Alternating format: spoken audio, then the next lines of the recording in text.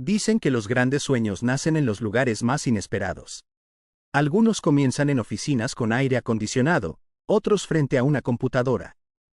Pero el mío empezó detrás de una pequeña parrilla de acero, con el olor a carne asada, papas fritas y humo pegado a mi ropa. Mi nombre es Andrés, y durante años creí que trabajar duro era suficiente para salir adelante. Tenía 25 años, pocas oportunidades y muchas deudas. Vivía con mis padres, con una carrera universitaria a medio camino y la sensación de que el tiempo se me escapaba entre los dedos. Un día, mientras caminaba por el barrio, noté algo. 3 puestos de comida rápida estaban llenos, pero todos ofrecían lo mismo. Hamburguesas con pan corriente, salsas de siempre, atención sin alma. Y pensé, ¿y si hago algo diferente? No sabía nada de negocios, pero sí sabía cocinar, y tenía algo más valioso que el dinero: hambre de crecer. Lo que empezó como un carrito prestado y 50,000 pesos en ingredientes, terminó convirtiéndose, 6 años después, en una cadena de locales, un modelo de franquicia rentable y, sobre todo, mi libertad financiera. Este video no es solo mi historia.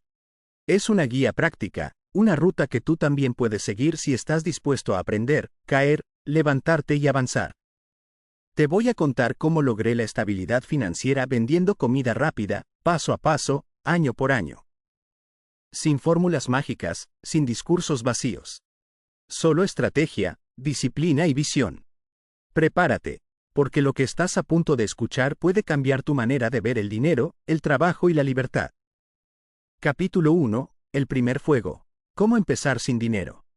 A veces, los comienzos no llegan con aplausos, ni con suerte, ni con dinero. A veces, empiezan con un golpe de realidad. El mío llegó un martes nublado, con los bolsillos vacíos y un mensaje que cambió todo. No te voy a poder pagar esta semana. Esa frase de mi jefe fue como un balde de agua fría. Sentí rabia, impotencia, miedo. Pero también, una chispa.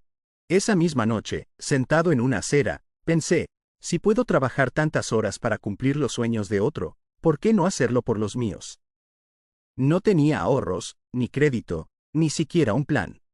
Solo una habilidad sencilla que siempre me acompañó desde niño: sabía cocinar. Mi madre solía decir que mi sazón era lo único que podía competir con mi terquedad. Tal vez tenía razón.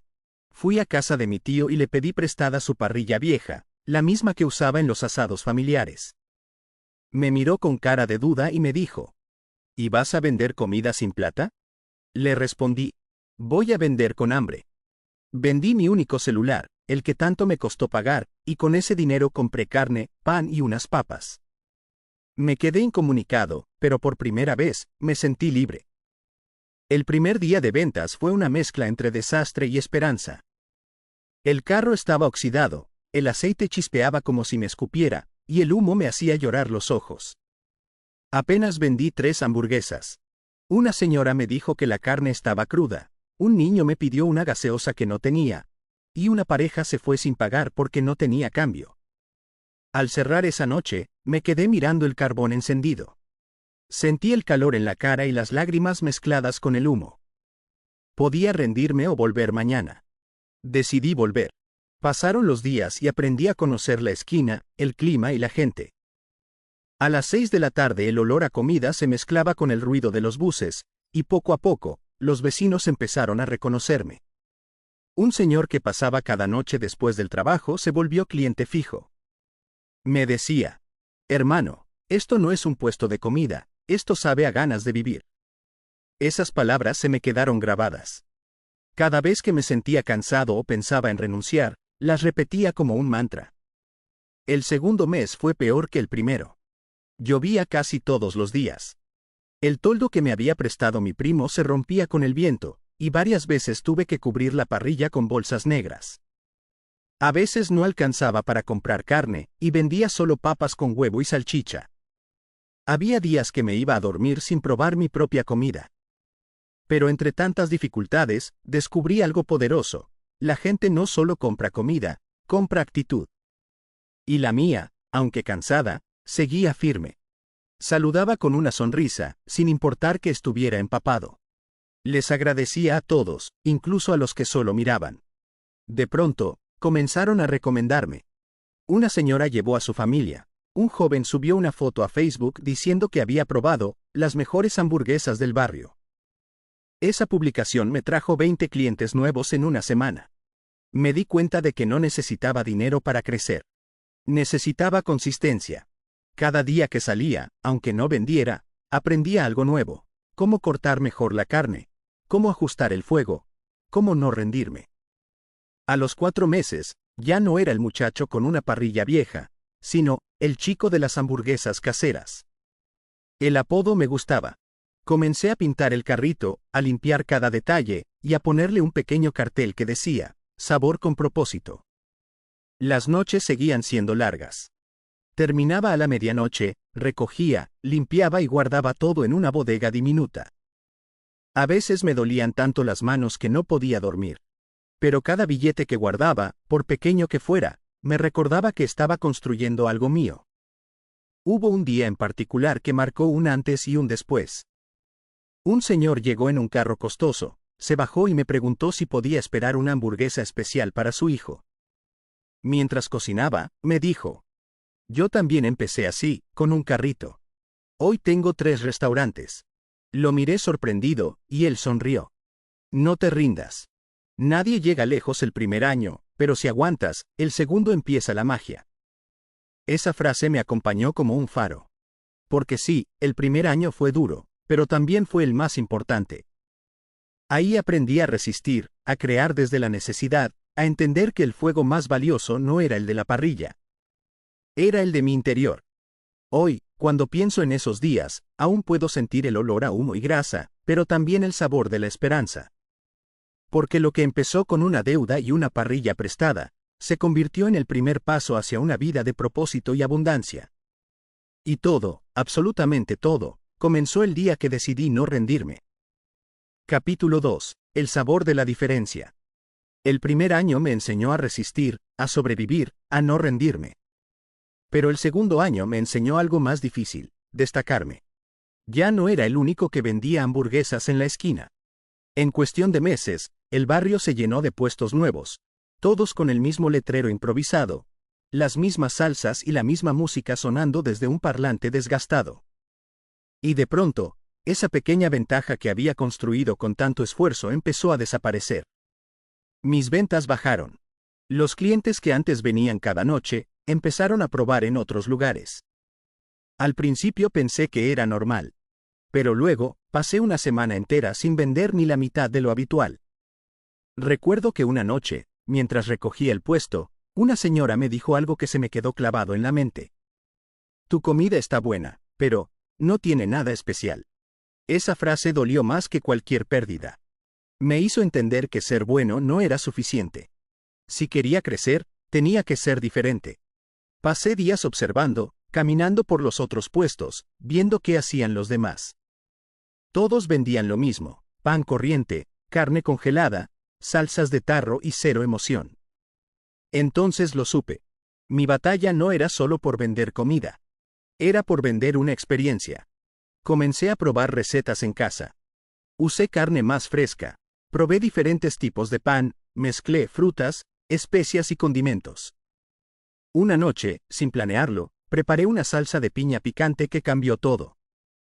Era dulce, pero tenía ese golpe final de sabor que se quedaba en la boca. La probé con mi hermana y ella, con los ojos abiertos, me dijo: esto es diferente. Y esa palabra, diferente, se convirtió en mi bandera. Al siguiente fin de semana, preparé un letrero nuevo: hamburguesas con sabor de casa y salsa secreta. Nadie sabía qué era esa salsa, pero todos querían probarla. El primer cliente la pidió con curiosidad. El segundo volvió al día siguiente con un amigo. El tercero subió una foto a redes con el hashtag la salsa de la esquina. Y sin darme cuenta, había nacido algo nuevo. Pero no era solo la salsa. Era la energía, la forma de atender, el ambiente. Empecé a poner música suave, a decorar el carrito con luces cálidas, a saludar a cada cliente por su nombre cuando podía. Les ofrecía agua gratis mientras esperaban. Y algo cambió. La gente ya no venía solo a comer, venía a sentirse bien. Una noche, Un joven que trabajaba como domiciliario se quedó observándome mientras atendía. Me dijo: hermano, usted vende felicidad. Mire cómo se va la gente de contenta. Esa frase me hizo sonreír. Porque sin buscarlo, había descubierto mi propósito. Los meses siguientes fueron una locura. De vender 3 hamburguesas al día pasé a vender 50. La esquina se llenaba, los vecinos ayudaban a organizar la fila, y hasta los policías se detenían a comprar. Con las ganancias, pinté el carrito de color naranja brillante y le puse un nombre. La Parrilla de Barrio. No era un nombre elegante, pero era mío. Y sonaba real, cercano. Recuerdo que una noche, una pareja llegó en moto.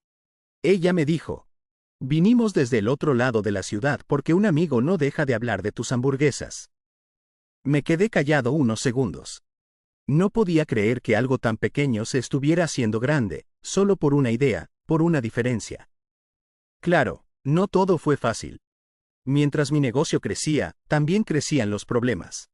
A veces no alcanzaba la carne, otras se dañaba el gas o se me quedaban sin lavar los utensilios. Hubo noches en las que terminé atendiendo hasta la 1 de la mañana, con las manos llenas de grasa y el cuerpo agotado. Pero aunque el cansancio me vencía, la motivación me mantenía en pie. Una madrugada, cuando ya había cerrado, me senté frente al carrito y lo miré en silencio.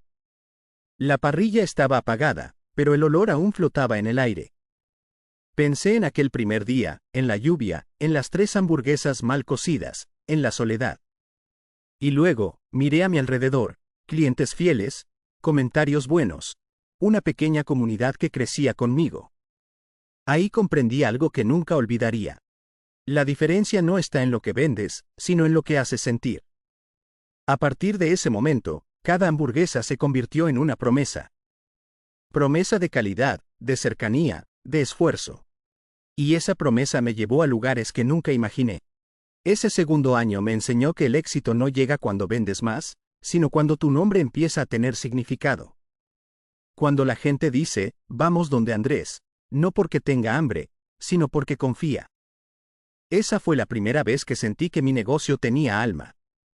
Y también, la primera vez que entendí que lo mejor, apenas estaba comenzando. Capítulo 3. El caos del crecimiento. Dicen que crecer es bonito, pero nadie te advierte que también duele. Después de 2 años vendiendo en la esquina, mi puesto ya era un punto de encuentro. Los vecinos lo llamaban la esquina feliz. Los jóvenes venían a tomarse fotos, y los clientes de siempre me decían que debía abrir un local. Usted ya está para algo más grande, me repetían. Y yo lo sabía, pero tenía miedo. Porque una cosa es manejar un carrito, y otra muy distinta es manejar un negocio. Aún así, la idea empezó a crecer en mi cabeza hasta que no pude ignorarla más.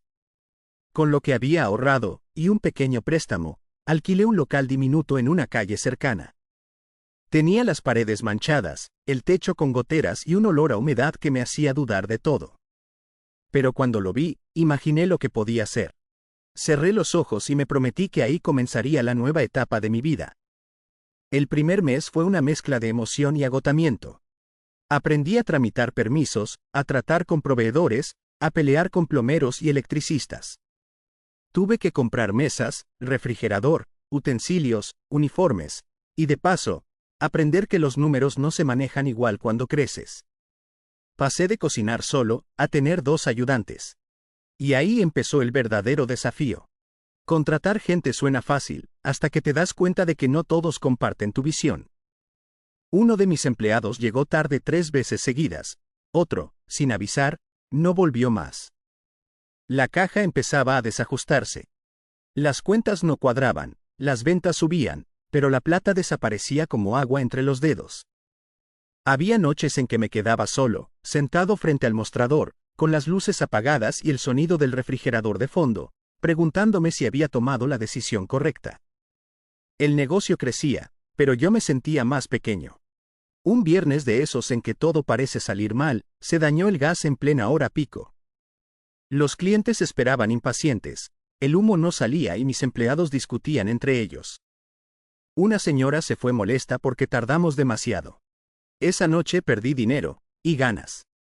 Llegué a casa tarde, con la camisa manchada de grasa y el corazón cargado de frustración. Pensé en cerrar, regresar al carrito, a lo simple, a lo que conocía. Pero entonces recordé por qué empecé, no para tener comodidad, sino para crecer. El siguiente día llegué más temprano que nunca. Limpié el local, Organic con acento agudo el menú, hablé con el equipo.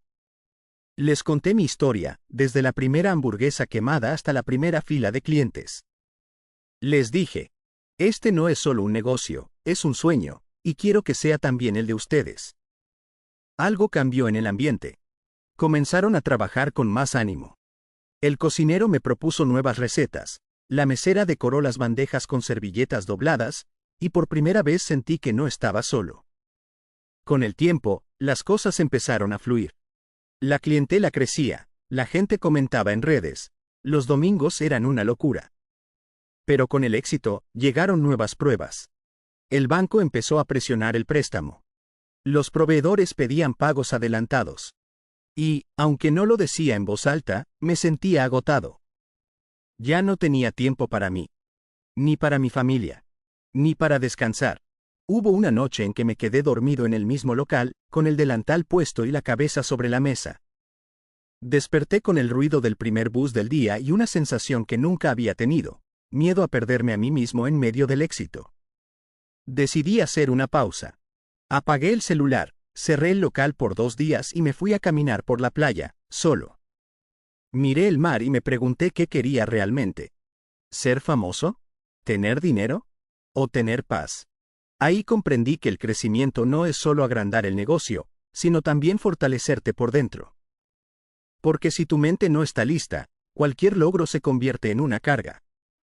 Volví con una nueva mentalidad. Aprendí a delegar, a confiar, a organizar mejor las finanzas. Contraté a un contador, formalicé la empresa, y comencé a planificar. Ya no era el muchacho del carrito. Era un emprendedor que debía pensar como empresario. El caos no desapareció, pero aprendí a navegarlo. Entendí que cada problema era parte del precio del progreso. Y que el éxito no siempre se siente bien. A veces duele, quema, desgasta. Pero cuando miras atrás y ves todo lo que has construido, ese cansancio se convierte en orgullo. A finales de ese año, mi local empezó a dar frutos. La prensa local me entrevistó, me invitaron a ferias gastronómicas, y la gente hacía fila para entrar.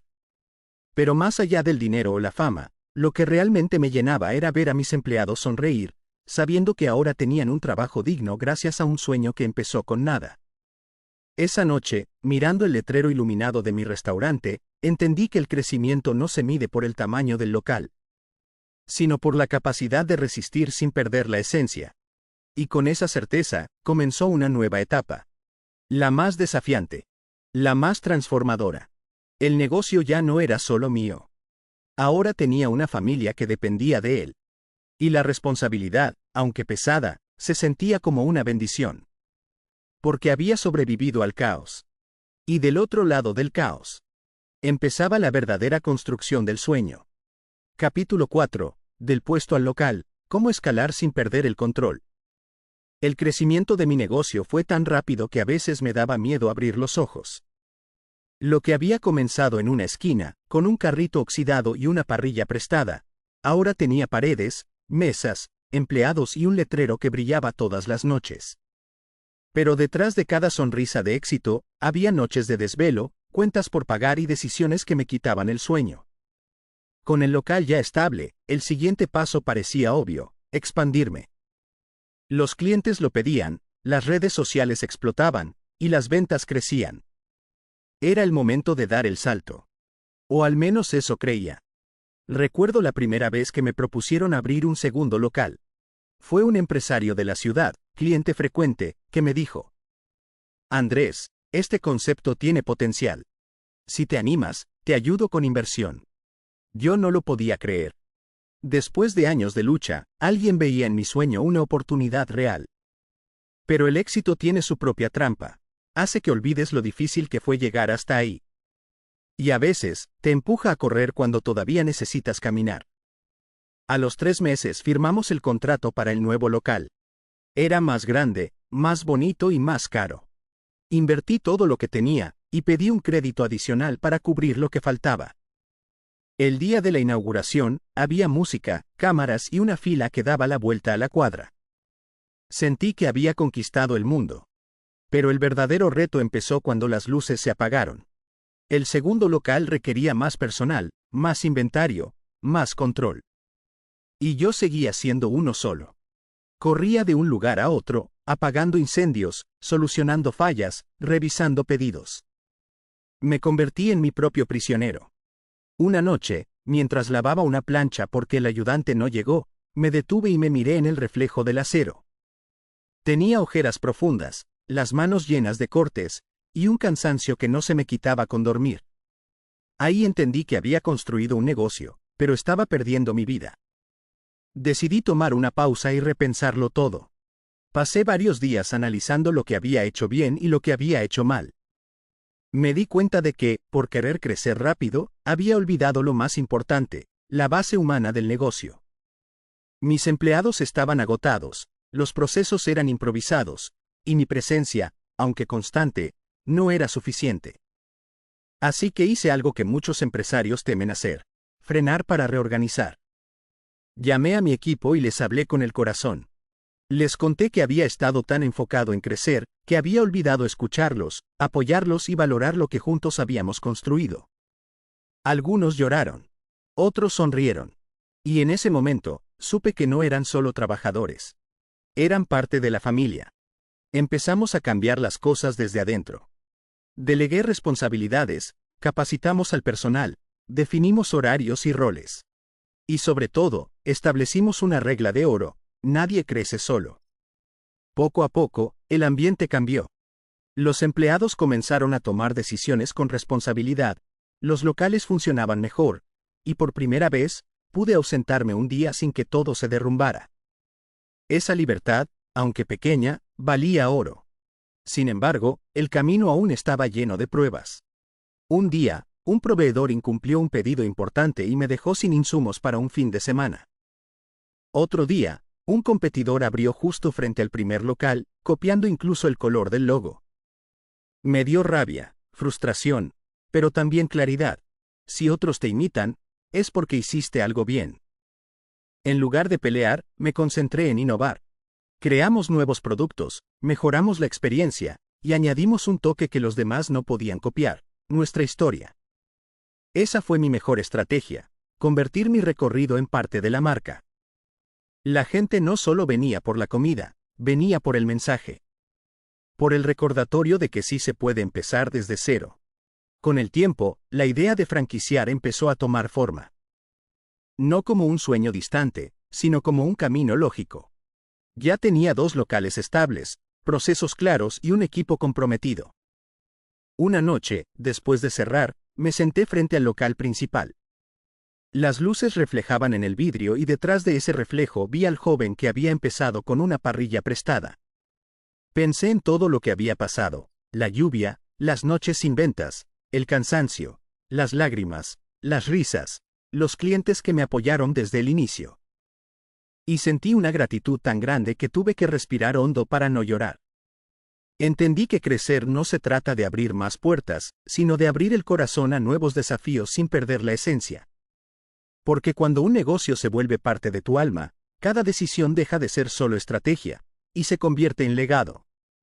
Esa noche cerré los ojos, y por primera vez en mucho tiempo, no sentí miedo. Sentí dirección. Sabía que lo que venía sería más grande, más desafiante, pero también más significativo. Porque crecer, aprendí, no es tener más, sino ser más. Y mientras el olor a carne asada llenaba la calle, supe que el sueño apenas estaba calentando motores. Capítulo 5. El salto digital: cómo el marketing en redes cambió mi. Durante años, mi negocio había crecido a punta de esfuerzo físico, boca a boca y largas jornadas detrás del mostrador. Pero el mundo empezaba a moverse a otro ritmo. Un ritmo que no se oía en la calle, sino en las pantallas. Recuerdo la primera vez que me hablaron de redes sociales. Fue un cliente joven, de esos que siempre están con el celular en la mano. Mientras comía, me dijo: «Hermano, usted debería subir esto a Instagram». La gente pagaría solo por ver cómo prepara esa carne. Yo me reí. Pensé que exageraba. En ese tiempo, mi única publicidad digital era una foto borrosa en Facebook y algunos estados de WhatsApp. Pero poco a poco empecé a notar algo. Los negocios nuevos que salían en redes crecían más rápido que los que llevaban años. Así que una noche, sin saber mucho de tecnología, decidí intentarlo. Pedí prestado un celular con buena cámara y grabé un video sencillo, yo cocinando, hablando del esfuerzo que había detrás, y mostrando el local con honestidad. Nada de filtros, nada de efectos. Solo verdad. Lo subí a Instagram sin muchas expectativas. A la mañana siguiente, el celular no dejaba de sonar. El video se había vuelto viral en la región. Más de 20.000 reproducciones en menos de un día. Gente que no conocía me escribía felicitándome, otros querían venir desde pueblos vecinos solo para probar mi comida. Esa fue la primera vez que entendí el poder real de las redes. No venden solo productos, venden historias. Empecé a aprender por mi cuenta. Veía tutoriales, leía sobre marketing digital, y probaba formatos diferentes. Fotos, videos cortos, historias con clientes, incluso transmisiones en vivo. Cada publicación era una apuesta, pero también una lección. Con el tiempo, el contenido dejó de ser improvisado y se convirtió en estrategia. Mostrábamos el proceso de preparación, las sonrisas del equipo, los momentos reales del día a día. Nada de poses. Solo lo que somos. Y el público lo sintió. Un día, un video de un cliente llorando de emoción porque probó un plato que le recordaba a su infancia superó el 1.000.000 de vistas. Sí, 1.000.000. Ese video no solo me trajo clientes, también me trajo propósito. Entendí que lo que hacíamos no era solo vender comida, sino conectar con emociones. Las redes me enseñaron a ver el negocio desde afuera. A entender que lo que para mí era rutina, para otros era inspiración. Cada historia compartida, cada sonrisa grabada, se convertía en una invitación a creer. Pero no todo fue perfecto. Con la visibilidad llegaron también las críticas. Gente que juzgaba sin conocer, comentarios malintencionados, competencia desleal. Al principio me dolía. Pero aprendí que si no estás dispuesto a que te vean fallar, tampoco estás listo para que te vean triunfar. Empecé a usar las críticas como combustible. Cada comentario negativo se convertía en motivación para hacerlo mejor. Y lo más bonito fue que mis mismos seguidores salían a defender el negocio. Habíamos creado una comunidad. En ese punto, ya no era solo un restaurante. Era una marca con alma. Decidí invertir en mejorar la imagen, logo, uniformes, iluminación, empaque. Todo debía contar la misma historia, esfuerzo, sabor y verdad. Y lo más importante, comenzamos a vender por Internet. El salto al mundo digital cambió las reglas. Implementamos pedidos en línea, pasarelas de pago, y un sistema de entregas propio. Ya no dependíamos solo del tráfico del barrio. Ahora llegábamos a toda la ciudad. Las ventas se duplicaron en 6 meses. Y lo más impactante fue que la mitad de los nuevos clientes llegaron gracias a las redes.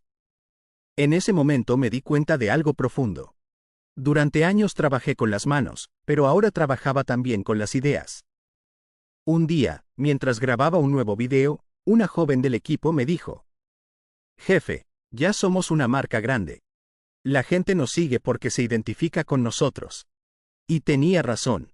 Lo que empezó como una necesidad, se había convertido en identidad. Hoy entiendo que el marketing digital no es solo publicidad. Es una forma de contar quién eres, qué representas y por qué lo haces. Es ponerle voz y rostro a tu sueño. Cada like, cada comentario, cada cliente que llega diciendo, «Lo vi en redes», me recuerda que el mundo cambió. Y que los que aprendimos a adaptarnos, tenemos una ventaja. Sabemos contar nuestra verdad. Cierro este capítulo con una certeza. El futuro pertenece a los que se atreven a mostrarse. A los que usan la cámara no para presumir, sino para inspirar. A los que entienden que una historia sincera vale más que 1000 anuncios vacíos. Porque al final, el éxito digital no está en el algoritmo, sino en el corazón que lo impulsa. Y mientras veo la pantalla iluminada con un nuevo video subiendo, pienso en aquel primer día, con un celular prestado y una fe gigante. Sonrío y digo en voz baja: De aquí, al mundo. Capítulo 6. De la crisis a la reinvención. ¿Cómo sobrevivir cuando todo? Dicen que todo lo que sube, en algún momento, tiene que tambalear. Y aunque uno crea estar preparado, la vida siempre encuentra una forma de ponerte a prueba. Habían pasado 6 años desde que empecé con aquel carrito oxidado en la esquina. Ahora tenía un local lleno, empleados, redes activas, clientes fieles y una marca reconocida en toda la ciudad. Sentía que, por fin, el esfuerzo tenía sentido. Pero la vida no pregunta si estás listo para una crisis. Simplemente, llega. Todo empezó con pequeños avisos. El aumento del arriendo, los proveedores que subieron precios, los gastos de nómina que ya no podía cubrir con facilidad. Y luego, algo que nadie vio venir, la pandemia. En una semana, las calles se vaciaron. El local que antes rebosaba de vida quedó en silencio. Las mesas limpias, las luces apagadas, las neveras llenas de comida que nadie podía venir a comprar. Ese silencio pesaba más que cualquier deuda. Recuerdo el primer día del cierre obligatorio. Me senté frente a la puerta metálica, con las llaves en la mano, y sentí un nudo en la garganta. Había construido todo desde cero, con sacrificios, desvelos y esperanza. ¿Y ahora todo se iba a perder? Durante los primeros días, me invadió el miedo. No solo por el dinero, sino por la gente que dependía de mí, los empleados, los domiciliarios, los proveedores pequeños que me fiaban carne o pan. Por primera vez en años, me sentí derrotado. Pero algo dentro de mí, esa voz que nació en la calle, bajo la lluvia del primer día, me recordó quién era. Si sobreviviste a vender en la acera, también sobrevivirás a esto. Entonces, respiré profundo, y empecé de nuevo. Llamé al equipo. Les hablé con el corazón. Les dije, no sé cómo, pero no los voy a dejar solos. Vamos a reinventarnos. Y así comenzó una nueva etapa. Convertimos el restaurante en un centro de producción para domicilios. Creamos menús sencillos, prácticos y más económicos. Yo mismo hacía las entregas en moto cuando no alcanzaban los repartidores. Publicábamos cada día mensajes positivos en redes. Resistimos. Seguimos cocinando para ustedes. El apoyo fue increíble. Los clientes empezaron a pedir no solo por hambre, sino por solidaridad.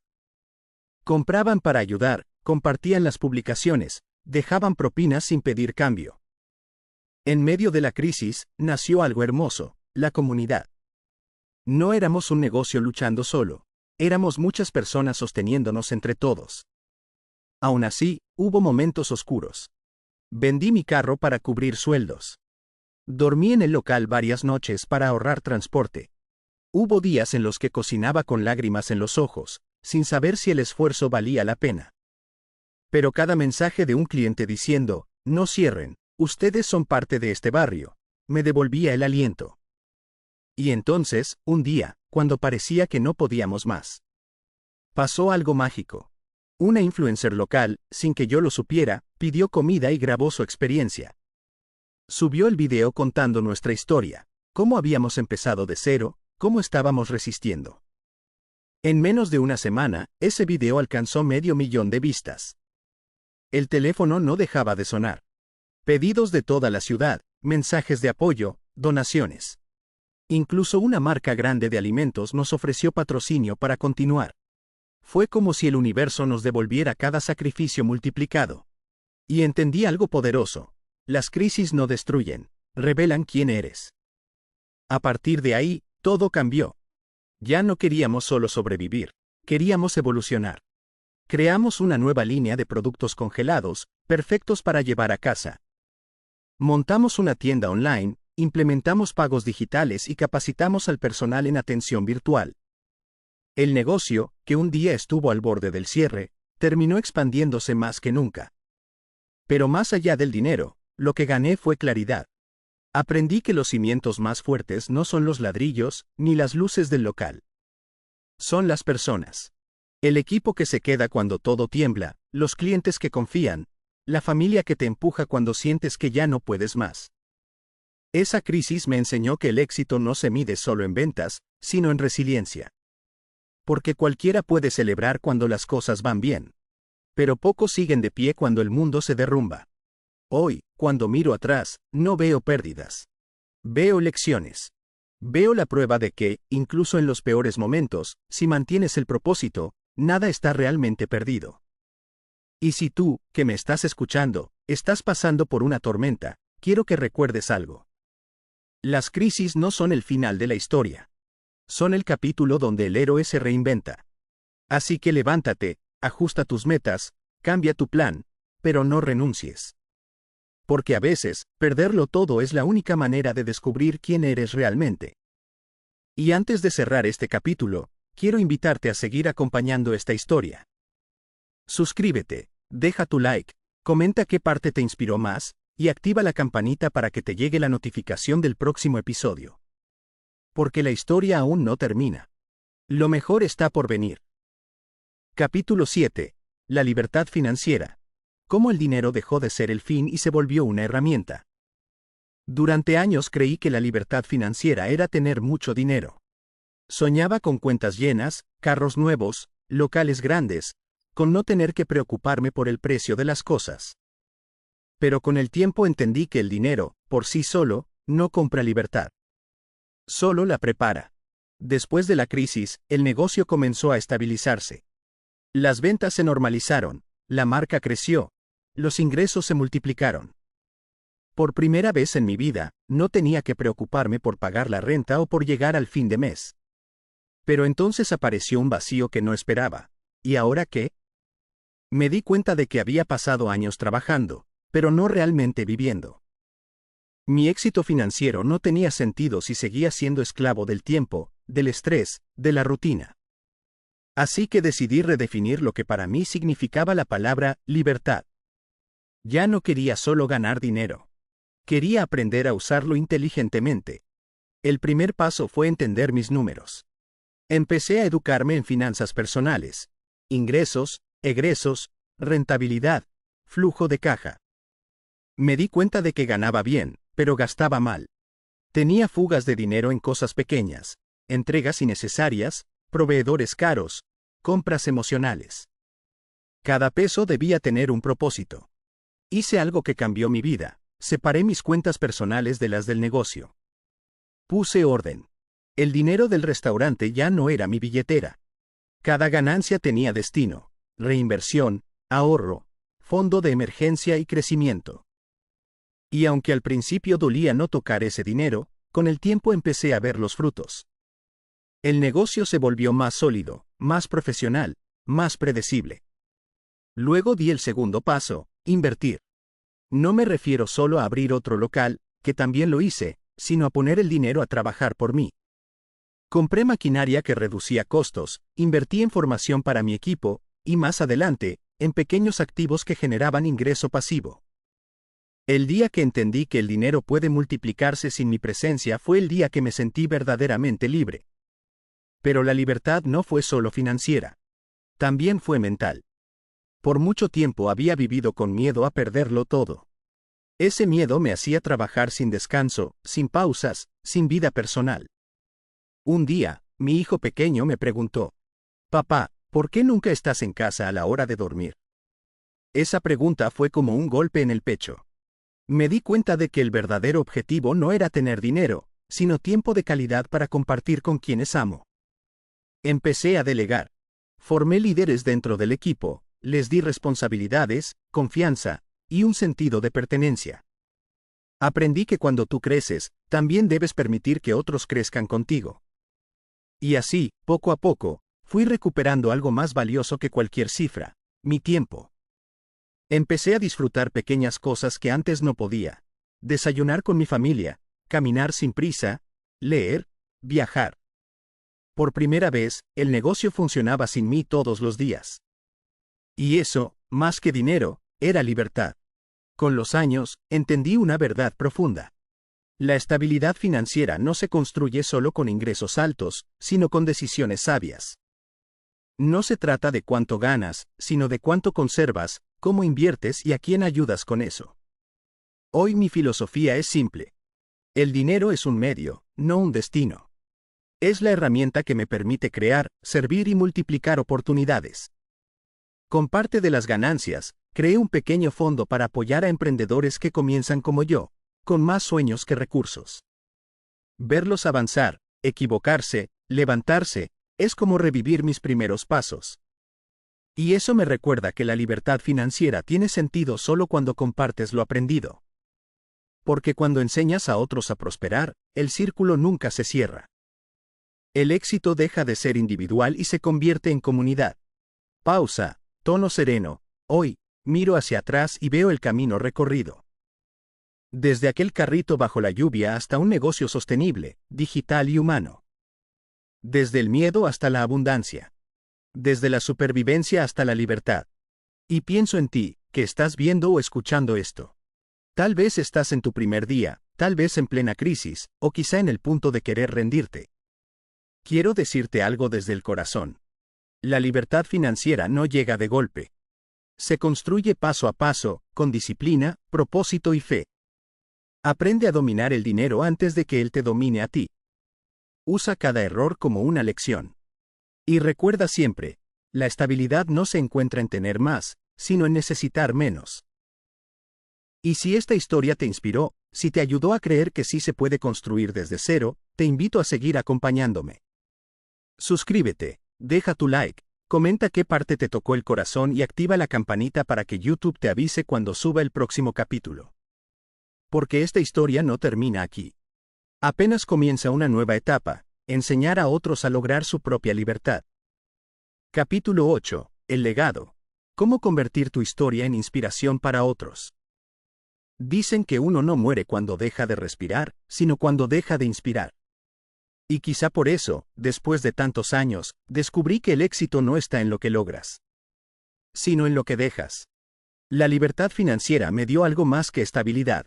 Me dio tiempo para mirar atrás, para entender que mi historia, la del hombre que empezó vendiendo comida rápida en una esquina, podía servirle a alguien más. Que todo el sudor, las caídas, los errores, las lágrimas y los triunfos tenían sentido si ayudaban a otro a creer. Un día, una joven emprendedora me escribió por redes. Vi tus videos. Empecé mi propio negocio de postres porque me hiciste creer que sí se puede. Esa frase me estremeció. No era una venta, no era un contrato. Era algo mucho más grande, impacto. Ahí entendí que había llegado a una nueva etapa de mi vida, la de enseñar. Empecé a dar charlas en colegios, en ferias de emprendimiento, incluso en pequeños grupos de barrio. Contaba mi historia con humildad, sin adornos, con los mismos nervios que tuve la primera vez que vendí una hamburguesa. Y la reacción era siempre la misma: silencio, sonrisas, lágrimas. Esperanza. La gente no necesita superhéroes. Necesita ejemplos reales. Personas que hayan sentido miedo, que se hayan equivocado, que sepan lo que es fracasar y levantarse. Eso es lo que conecta. Eso es lo que inspira. Y fue entonces cuando empecé a entender lo que significa legado. El legado no son los locales, ni los números, ni los seguidores. El legado es lo que siembras en los demás. Es la huella invisible que dejas cuando alguien, gracias a ti, se atreve a intentarlo una vez más. Recuerdo una noche en la que regresé al mismo lugar donde todo comenzó, aquella esquina donde cocinaba bajo la lluvia.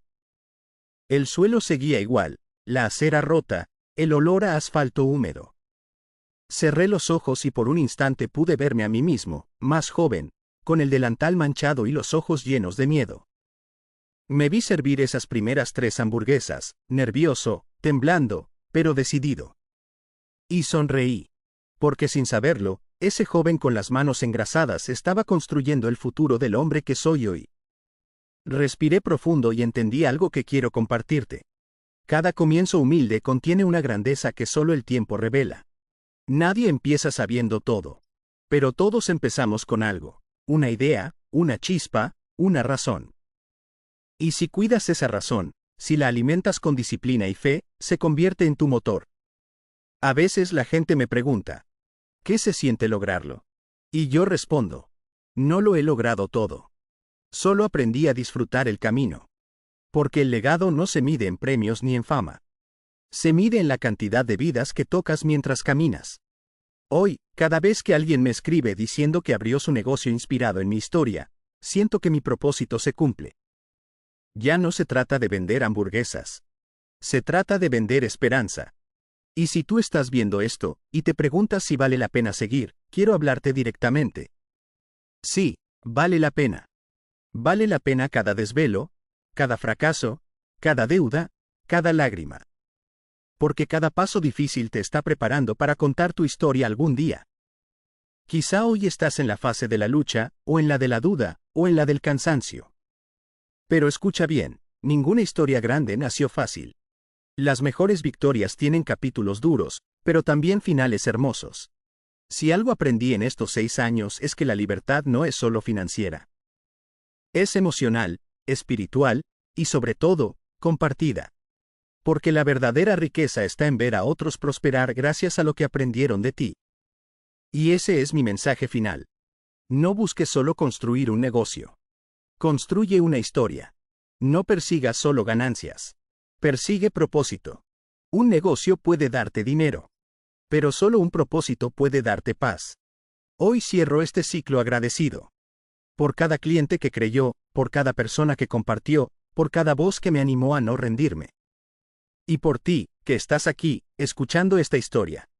Esta historia de lucha y crecimiento fue enviada por uno de los suscriptores del canal quien nos hizo saber y quiso compartirla con nosotros y que sirviera de inspiración para todos los que nos ven y escuchan.